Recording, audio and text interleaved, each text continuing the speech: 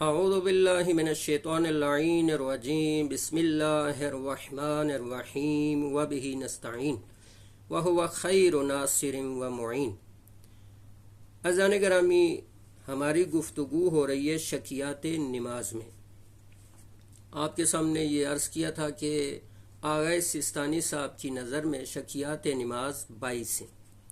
ان میں سے 7 ایسے شک ہیں جو نماز کو باطل کر دیتے ہیں، اور 6 ایسے شک ہیں کہ جن کی پرواہ نہیں کرنی چاہیے، یعنی ان کی اعتنا پرواہ نہیں کرنی چاہیے۔ جب نماز میں شک ہو جائے تو اس کی پرواہ نہیں کرنی چاہیے۔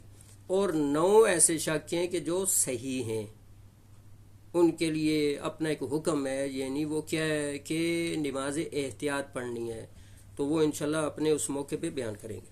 اچھا، آپ کے سامنے یہ بیان ہو چکا ہے کہ وہ 7 شک جو نماز کو باطل کر دیتے ہیں وہ کون کون سے ہیں۔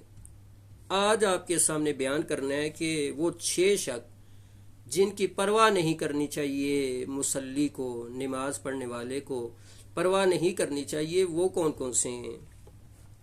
ان 6 شکوک میں سے سب سے پہلا شک یہ ہے کہ اس فعل میں شک جس کے بجا لانے کا موقع گزر گیا ہو۔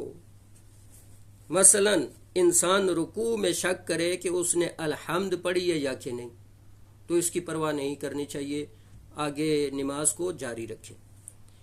دوسرا یہ کہ سلام میں نماز کے بعد، یعنی سلام کہنے کے بعد جب انسان جو ہے وہ سلام کہہ کے نماز ختم کرتا ہے، تو اس سلام کے بعد شک ہو جائے کہ پتہ نہیں میں کتنی رکعت میں نے پڑھی ہیں، 2 پڑھی ہیں، 4 پڑھی ہیں، 3 پڑھی ہیں، تو اس شک کی پرواہ نہیں کرنی، نماز صحیح ہے۔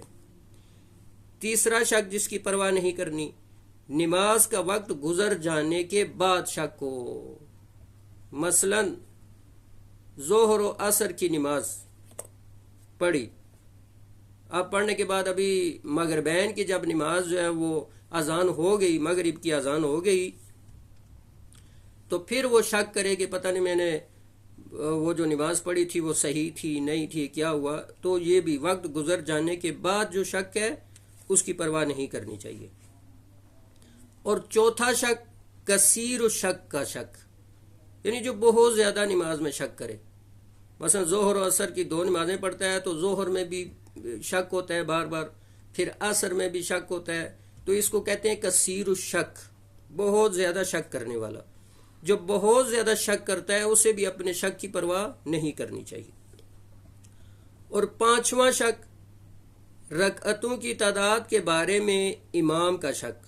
مثلا جماعت کے ساتھ اگر نماز پڑھ رہے ہیں، امام جماعت جو ہے اسے شک ہو جائے کہ پتہ نہیں میں نے 2 پڑھی ہیں، 3 پڑھی ہیں، لیکن مأمومین جو پیچھے نماز پڑھنے والے ہیں انہیں یقین ہو کہ تیسری رکعت ہے، تو امام کو اس شک کی پرواہ نہیں کرنی چاہیے۔ اسی طرح مأمومین کو جو پیچھے نماز پڑھنے والے نمازی ہیں انہیں شک ہو جائے کہ 3 ہے یا 4 ہے، کتنی پڑھی ہیں، لیکن امام جماعت کو یقین ہے کہ یہ 4تھی رکعت ہے یا تیسری تھی، اسے یقین ہے، تو مامومین کو اس شک کی پرواہ نہیں کرنی چاہیے۔ اور 6واں شک کہ جس کی پرواہ نہیں کرنی چاہیے مستحب نمازوں میں اور نماز احتیاط کے بارے میں۔